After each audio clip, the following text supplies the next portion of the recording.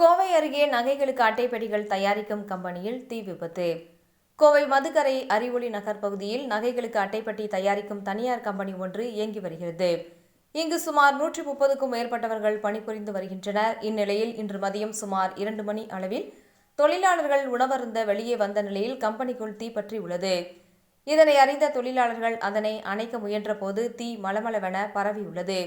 இதனால் தொழிலாளர்கள் அனைவரும் பாதுகாப்பாக வெளியேறினர். உடனடியாக கோவை புதூர் தீயணைப்புத் துறையினருக்கு தகவல் அளிக்கப்பட்டு சம்பவ இடத்திற்கு சென்ற தீயணைப்புத் துறையினர் தீயை அணைக்கும் பணியில் ஈடுபட்டு வருகின்றனர்.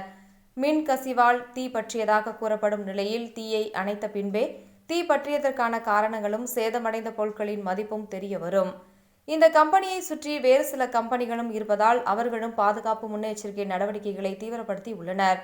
இந்த தீ விபத்தின் காரணமாக அப்பகுதி முழுவதும் கரும்புகை சூழ்ந்த வண்ணம் உள்ளது.